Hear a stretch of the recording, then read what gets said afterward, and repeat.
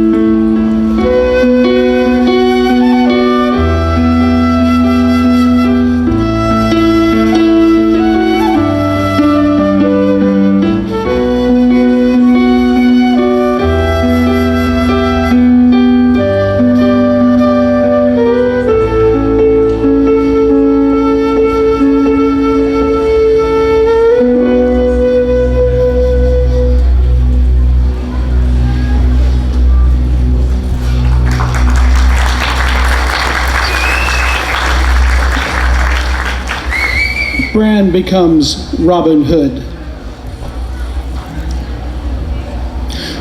There were but 6 arrows. Every arrow would have to count.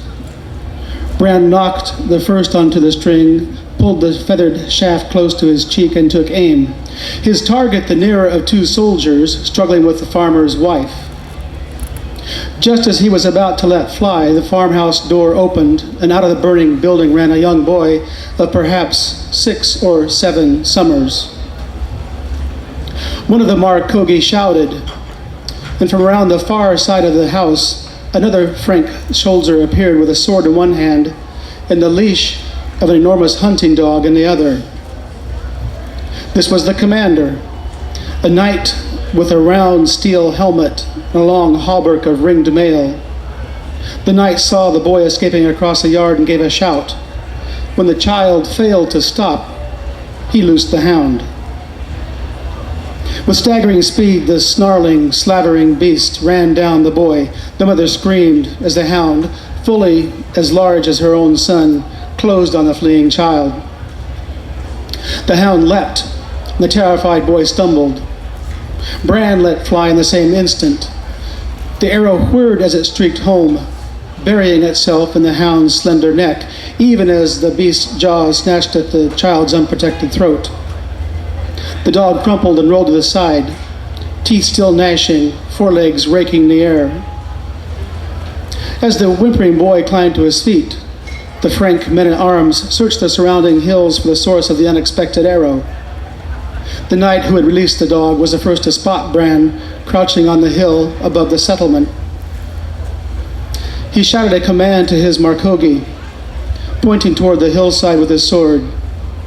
He was still pointing when an arrow, like a weird feathered flower, sprouted in the middle of his mail-clad stomach. The sword spun from his hand, and the knight crashed to his knees, clutching the shaft of the arrow. He gave out a roar of pain and outrage, and the 2 soldiers standing over the dead farmer leapt to life. They charged at a run, blades high, across the yard and up the hill. Bran, working with uncanny calm, placed another arrow on the string, took his time to pull, hold, and aim. When he let fly, the missile sang to its mark. The first warrior was struck and spun completely around by the force of the arrow. The second ran on a few more steps, then halted abruptly, jerked to his full height by the slender oak shaft that slammed into his chest.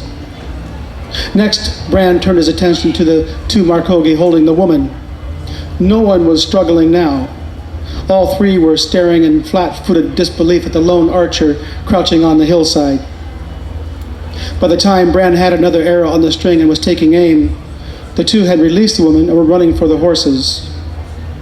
One of the Markogi had the presence of mind to try to cut off any possible pursuit. He gathered the reins of the riderless horses, leapt into the saddle, and fled the slaughter ground. Bran raced down to the farmyard, pausing at the foot of the hill to release another arrow. He drew and loosed at the nearest of the 2 fleeing riders. The arrow flew straight and true, sizzling through the air to sink its sharp metal head deep between the shoulders of the Frank warrior, who arched his back and flung his arms wide as if to embrace the sky. The galloping horse ran on a few more steps. The warrior slumped sideways and plunged heavily to the ground. Bran's last arrow streaked toward the sole remaining soldier as he gained the low rise at the far end of the yard. Lashing his mount hard, the rider swerved at the last instant as a missile ripped by, slashing through the tall grass. The fleeing warrior sped on and did not look back.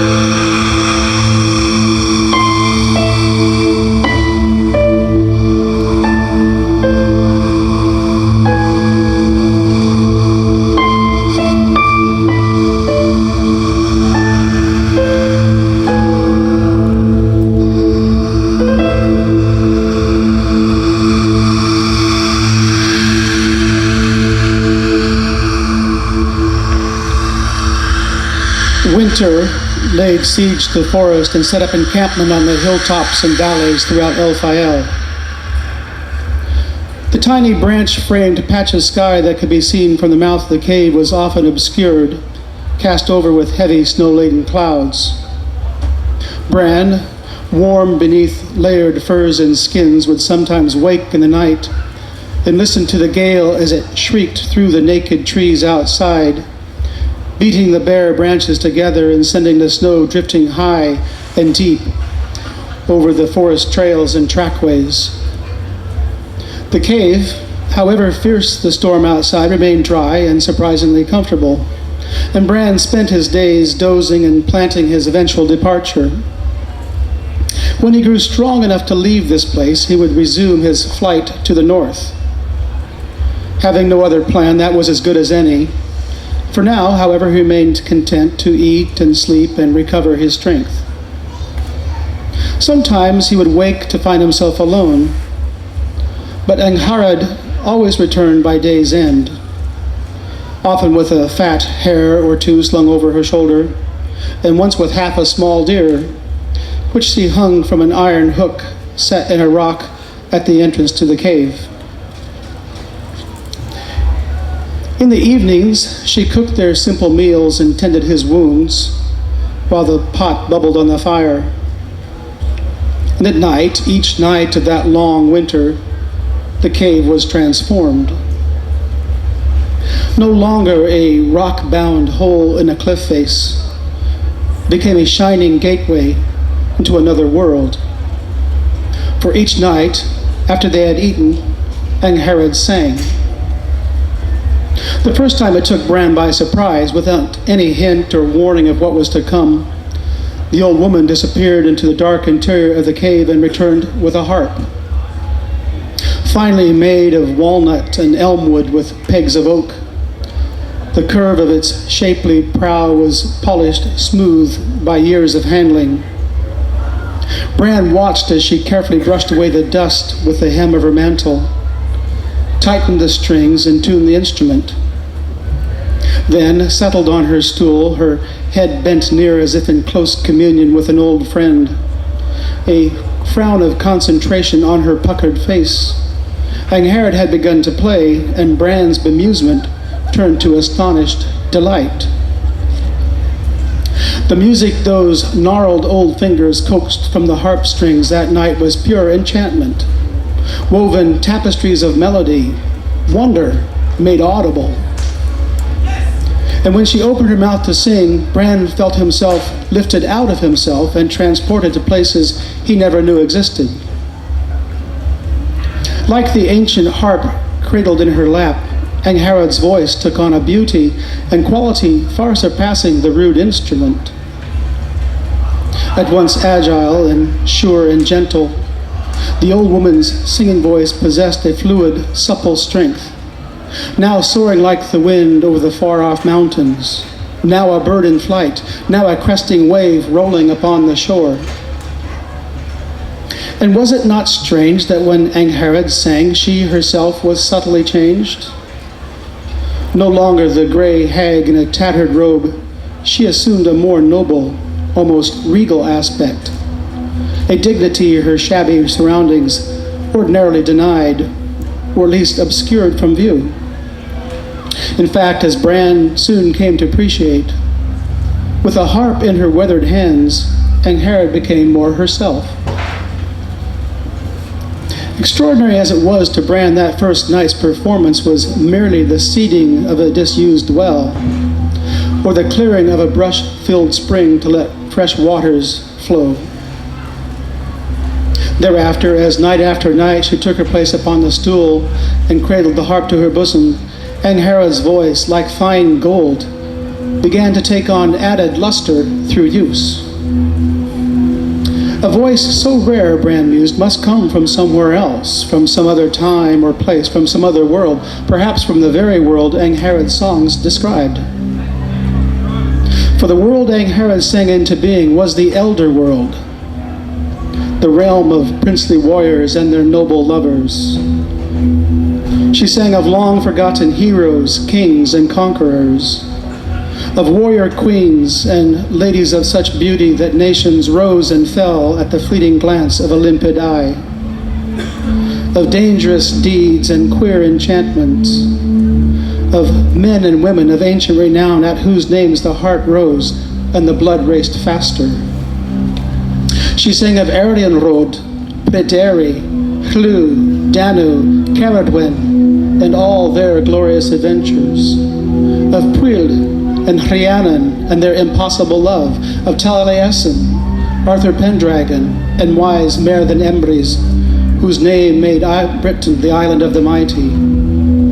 She sang of the cauldron of rebirth, the isle of the ever-living, and the making of many-splendored Albion.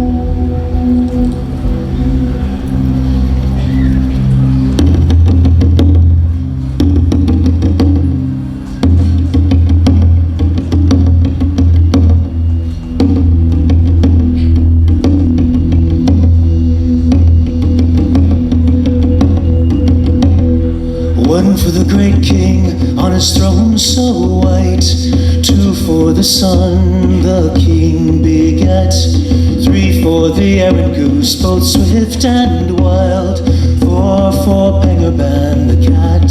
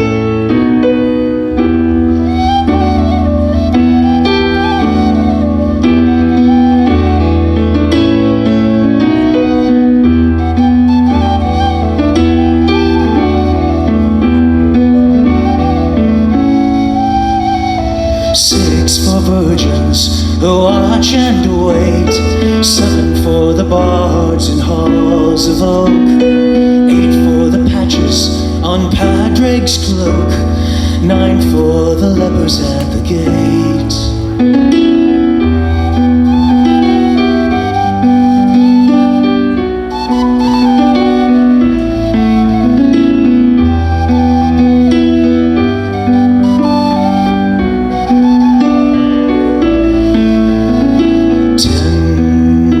For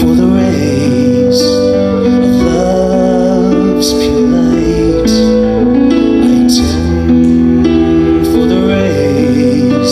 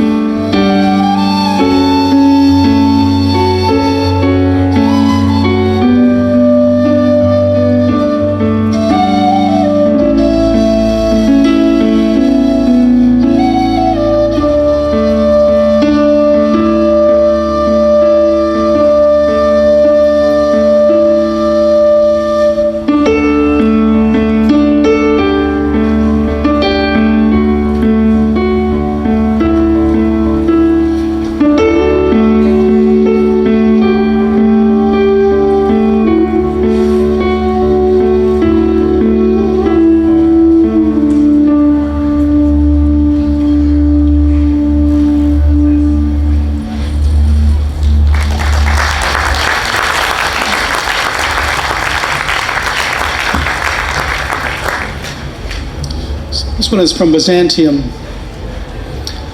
Aden dreams the eagle.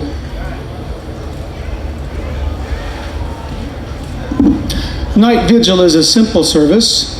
No rites attend it, save those each celebrant brings with him. Most often I chose to pray, letting my mind roam where it would, and placing this contemplation before the high King of Heaven as an offering. Sometimes, however, when my soul was troubled, I simply knelt and gave myself to the Kyrie. And this is what I did now. Lord, have mercy, I prayed, repeating the plea with every breath as I knelt beside the altar. Brother Dermot, my uninvited companion, had decided on saying the 150. He intoned the psalms in a low voice, bowing as he began each one and going down on both knees as he finished. Dermot, like so many of the brothers, was earnest and sincere, far more so than myself, I freely confess. Even so, I found it difficult to suffer him, for I had noticed that often these monks, despite their diligence, always seem more concerned with the appearance of a thing than its actual meaning. It is no doubt a sign of my own irreverence, but I often wondered whether they truly understood what it was they were doing when they performed such ostentatious service. One heartfelt genuflection must be worth 100 performed to punctuate a recitation, for surely it is in the yielding of the heart, not the bending of the knee, that gives the act its meaning. But most likely I am deluded in this as in so much else. So resigning myself to Dermot's noisy presence, I knelt with bowed head, breathing my simple prayer, Lord have mercy, Christ have mercy, Lord have mercy, Christ have mercy. And Dermot's psalms became less a recitation than a babble. I fixed my eyes upon the gently wavering circle of light on the floor before me. Light and shadow seemed to be tussling for supremacy of the stone flagging beneath the candle tree. And Dermot's voice droned on, not words at all now, a sound only, a meaningless gurgle like that of a burn in full spate. The sound filled my head even as the gently wavering circle of light filled my eyes, and I entered a waking dream. The circle of light became a hole through which I could see a dim, formless expanse stretching in every direction to the horizon. Without feature, without color, cloud above and mist rack below, alone in this empty firmament soared a great bird, an eagle. Wings outstretched, keen eyes searching for a place to rest, but there was neither tree nor hill nor rock to be seen.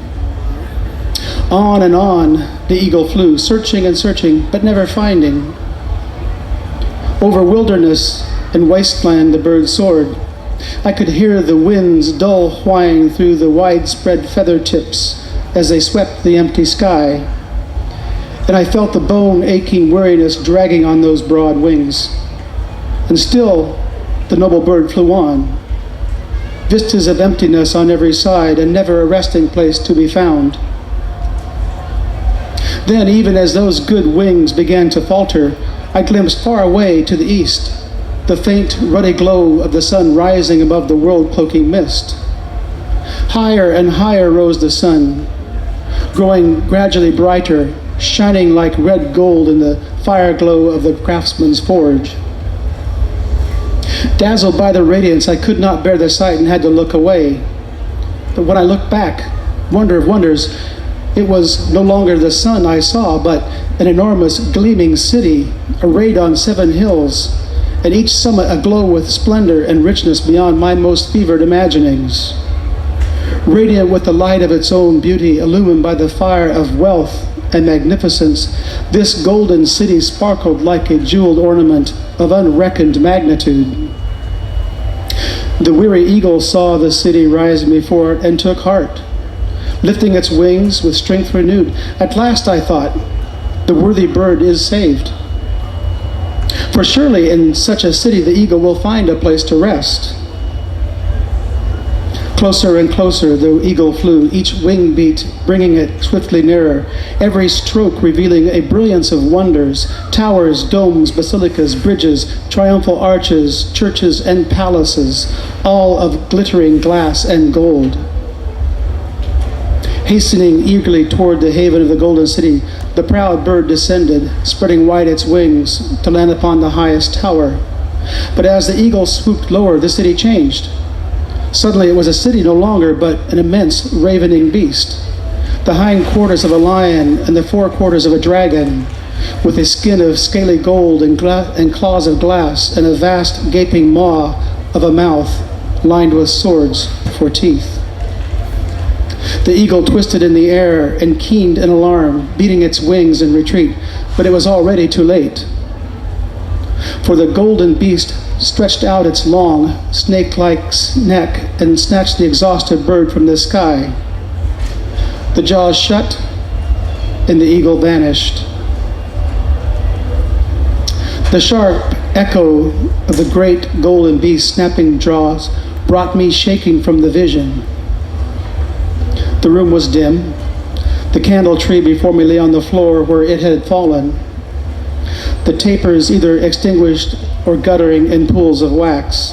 I looked around. Dermot was prostrate on the floor beside the altar, arms flung out to either side, snoring softly, asleep at his prayers. I rose slowly and moved to the door and stepped outside as the sun lifted above the misty valley away to the east. My heart seized in my chest, for at the sight, in the same instant, the meaning of my dream broke upon me, and the knowledge turned my blood to water. The eagle was myself, the city was Byzantium, and the beast was death. I slumped against the wall of the chapel, feeling the rough stone against my back and shoulders. Christ have mercy, Lord have mercy, Christ have mercy. But certainty, bright and full as the sunrise, even now bathing my face with light, removed even the smallest shadow of doubt. All my visions came trailing deep assurance of truth. What I had seen would happen. Time would prove it true. My death loomed before me as truly as the rising sun. I would go to Byzantium, and there I would die. For sure, I am one of those wretches who see the future in dreams, and my dreams are never wrong. Moonlight shines upon the chapel,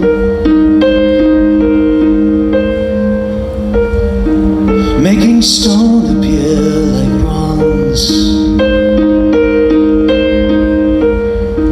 Inside, candles burn towards heaven,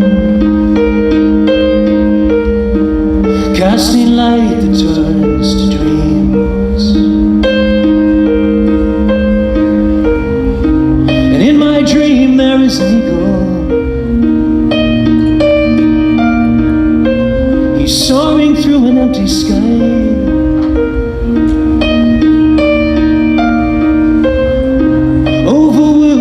And wasteland, towards the east where he will die. He's flying to Byzantium. He's flying.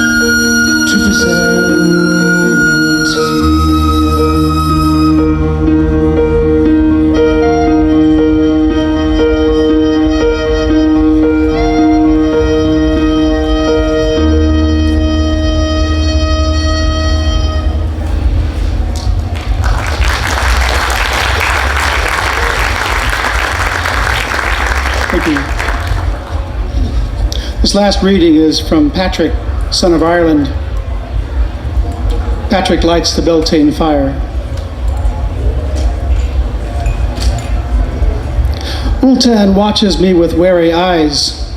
He is afraid. The others are no less fearful, but they are older and so hide it a little better. I do not berate them nor belittle their lack of faith. Their fear is well-founded.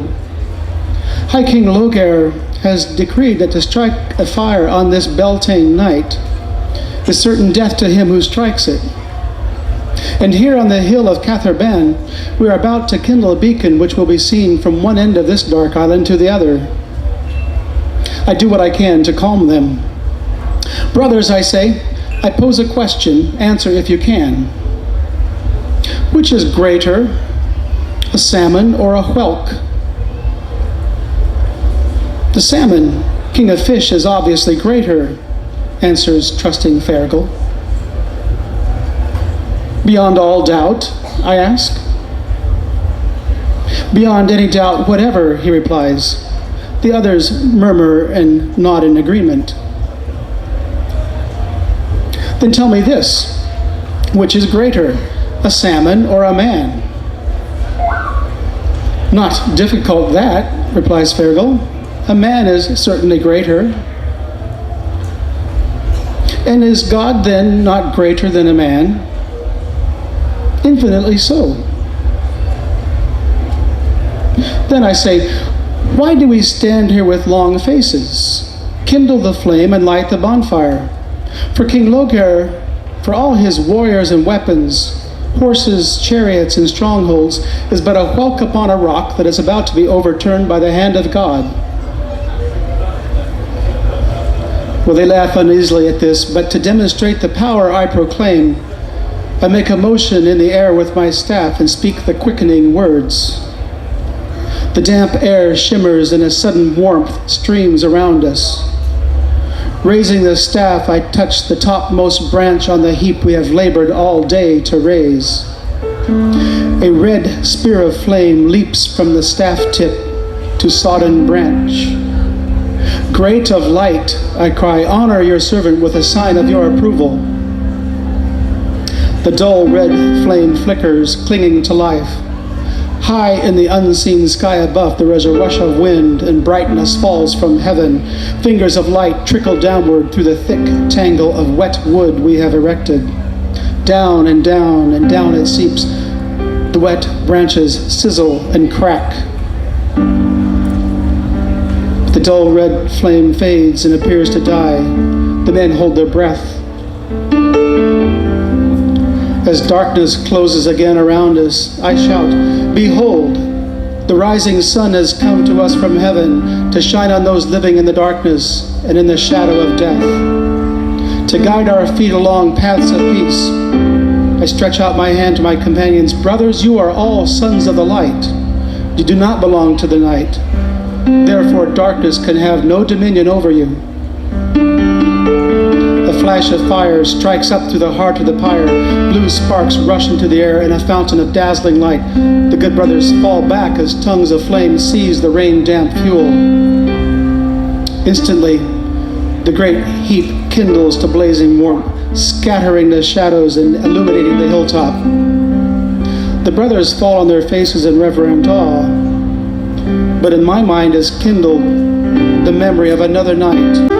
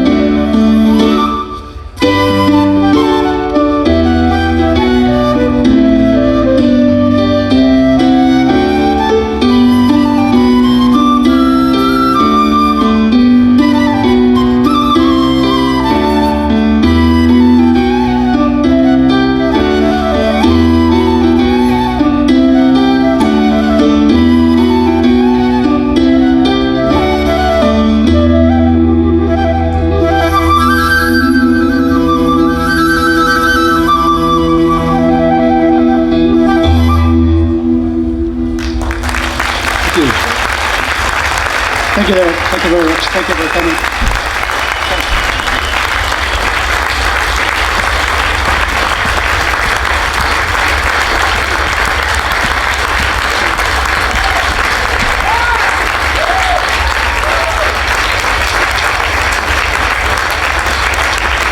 We'll see you over in the tent later.